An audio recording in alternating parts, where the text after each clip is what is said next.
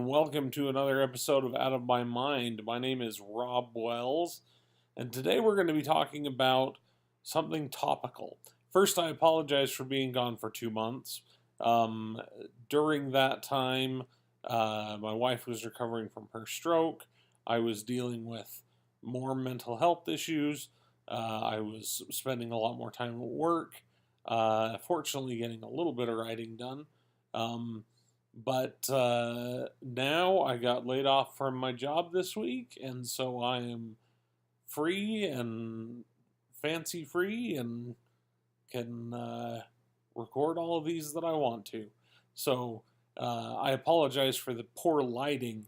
My house is full of lamps, and none of them are right. So this is the best that we could do.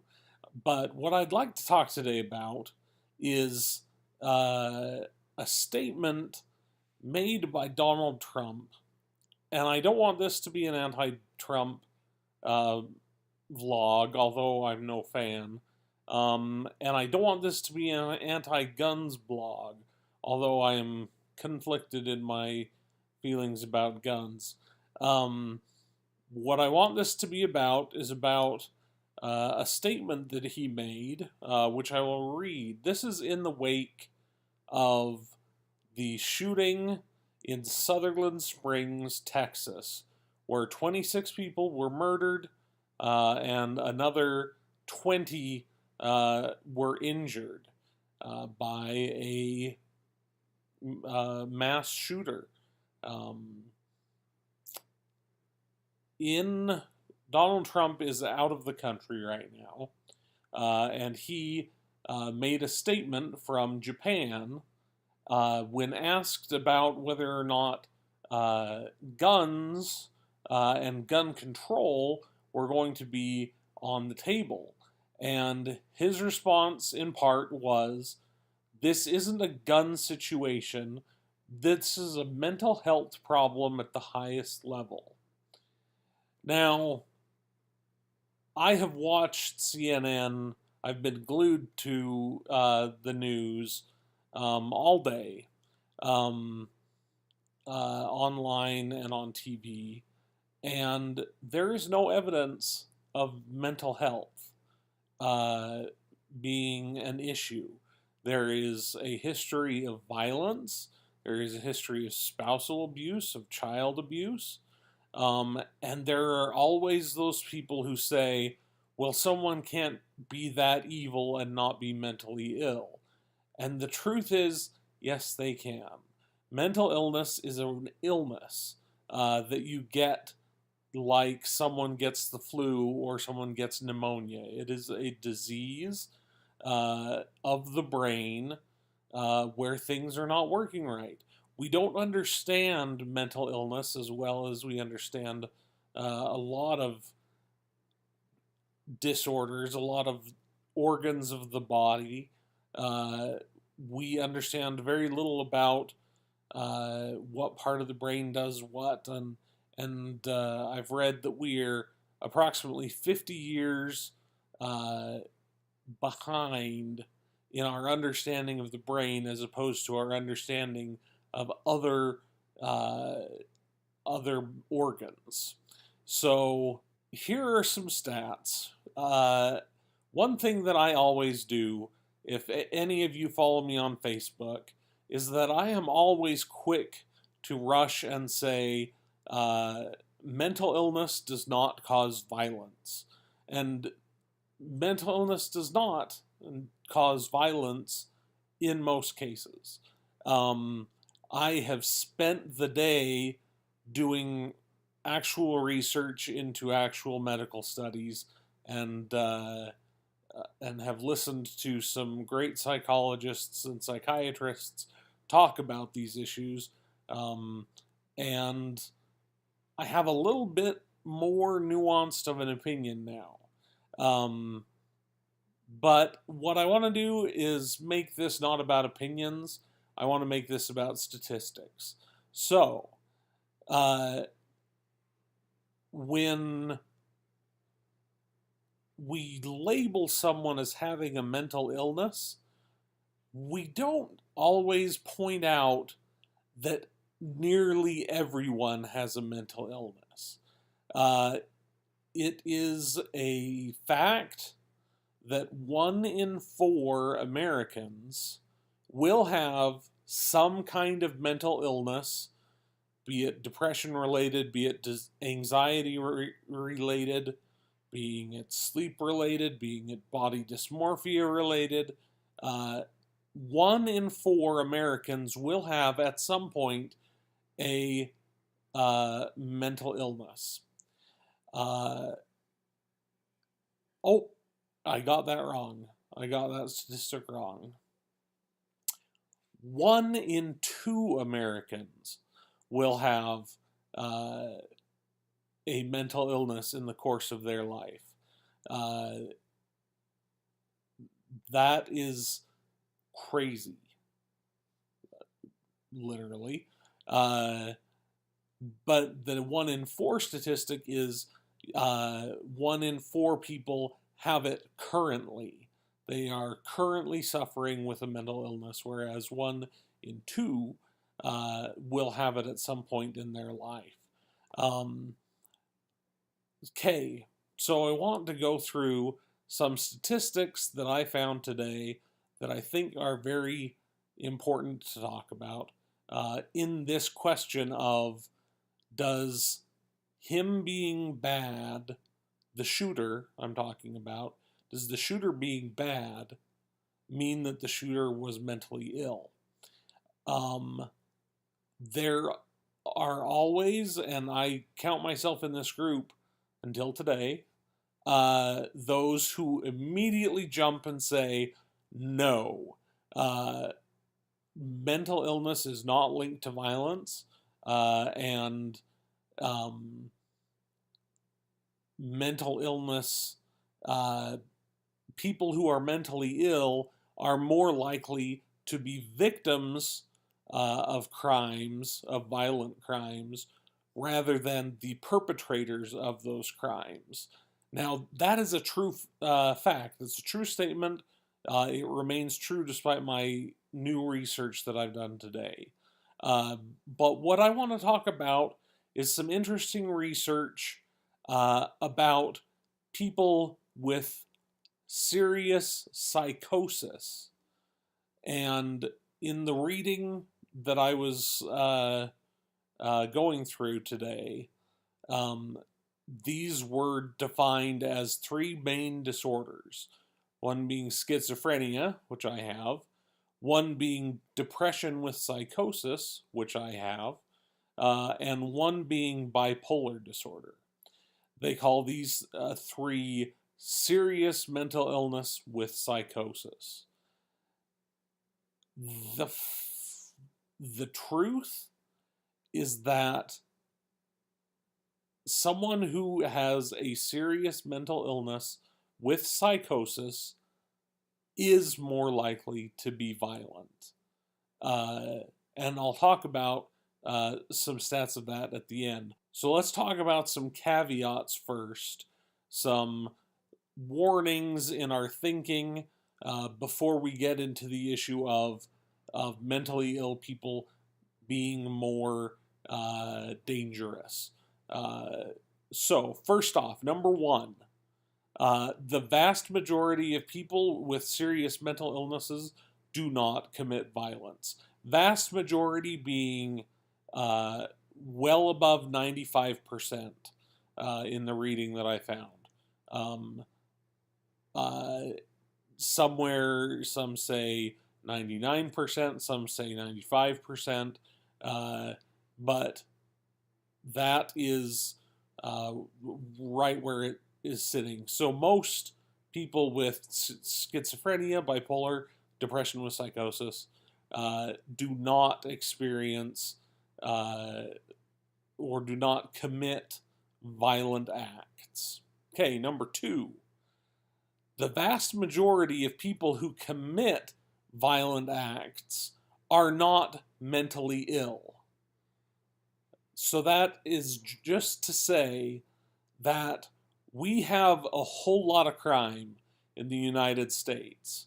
According to the mass shooting tracker, which some people have questioned its reliability, but it claims that there are 377 mass shootings, which it defines as shootings where there were 4 or more victims, not necessarily killed, but attacked with a gun. 377 mass shootings in the United States so far this year, and it's only the 6th of November. So that's scary. And the point that I was making is that the vast majority of the violence committed by people has nothing to do with anyone who is mentally ill. There are stats that back that up. I will link to them in the comments below. Number 3, people with serious mental illness are more likely to be victims of violence than the perpetrators. And that is clear across the board, like I said. Number 4, if we are looking for reasons or causes or demographics of people who are dangerous, who we need to be afraid of in committing mass shootings, there are 3 enormous predictors that come well before any mental illness. One of them is the person male. Men are, it is 4 out of 5 violent crimes are committed by men.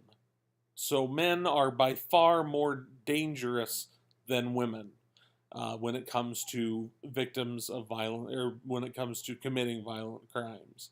Number 2, people who are in the age group of 18 to 30, they are far more likely to commit violent crime than any other age demographic.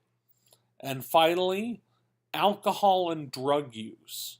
Alcohol and drug use in 2015, alcohol and drug use accounted for, or was attached to, 86% of all violent crime in the United States. Alcohol and drug use. So when we talk about legalizing drugs, when we talk about prohibition, obviously there are problems with these things. Obviously prohibition didn't work out as we would like it, but if we're going to blame something, and we're going to jump to a conclusion about what the person must have been like, what this shooter must have been like, we should say, well, I bet he was a male, and I bet he was 18 to 30, and I bet that alcohol or drugs were part of the mix. And we know from the facts that yes, he was a male, and yes, he was 18 to 30. We don't know yet whether or not he was using drugs or intoxicated, but there's a darn good chance that it had something to do with it. So those are 4 caveats. The final caveat is that research in this topic is pretty difficult. It's not like you can really survey people and say, are you mentally ill and have you ever committed a violent act? And a lot of the research is poring over death records and criminal statistics, and so there is a lot of problems in doing research into this data. So those are 5 caveats. But let's get into the facts. And let's talk about what is really going on here. We know that violent crime is rare among people who have mental illness. But the interesting stat that I found today is that people who have this serious mental illness, again, schizophrenia, bipolar, depression with psychosis, are 3 to 10 times more likely to commit a violent act than the average neurotypical person. Who, I mean, everything else being equal, the schizophrenic is more likely to commit a violent act. It doesn't mean that there are 3 to 10 times more people committing crimes. I mean, going by the big number, 10 times, that doesn't mean that there are 10 times more schizophrenics than there are neurotypical people that are committing crimes, because schizophrenia and the psychosis, bipolar depression, they are so much more rare that the stat of who is committing these crimes are only 4 to 5% of violent crimes are committed by the mentally ill.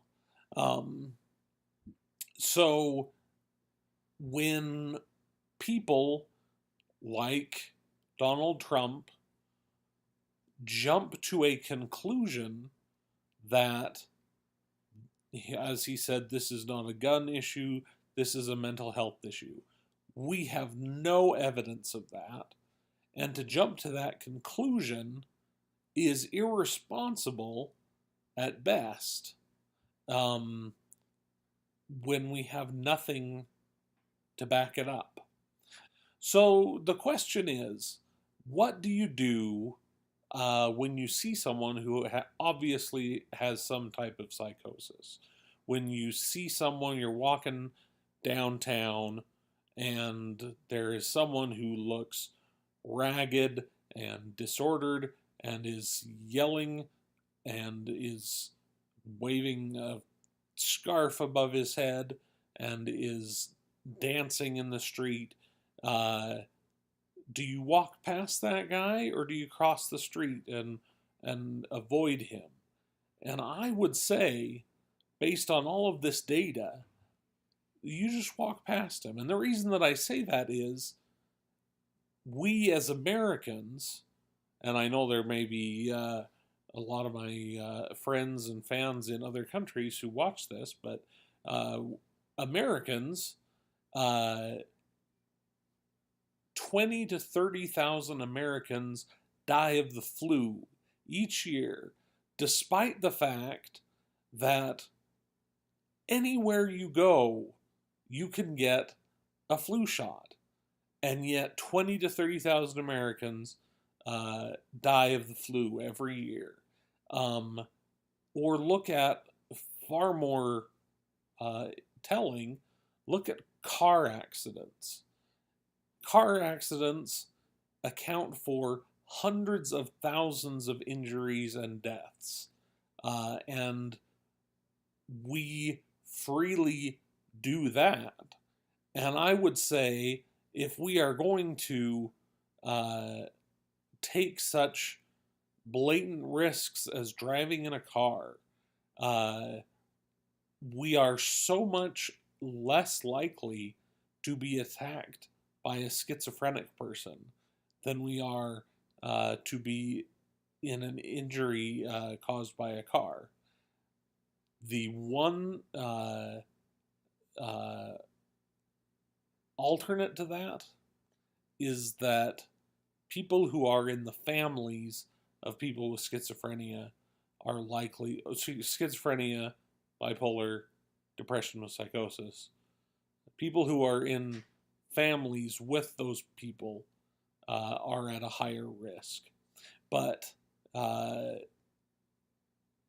anyway, the whole point of this is to say, lay off mentally ill people as a scapegoat for larger problems, And like I said, I'm not going to turn this into a gun debate, but larger problems, uh, this is obviously, uh, in all likelihood, not related to a mental illness because they are so rare.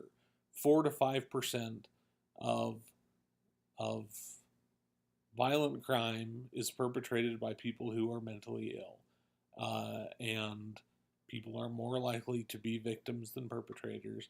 And we need to repeat that mantra to ourselves anytime that this comes up. Anyway, I've talked long enough. Thank you for listening. I love you. Come back and see the show again tomorrow, and I'm going to be posting all day or every day this week. So I will see you later. If you like what you've seen, please subscribe. Thanks.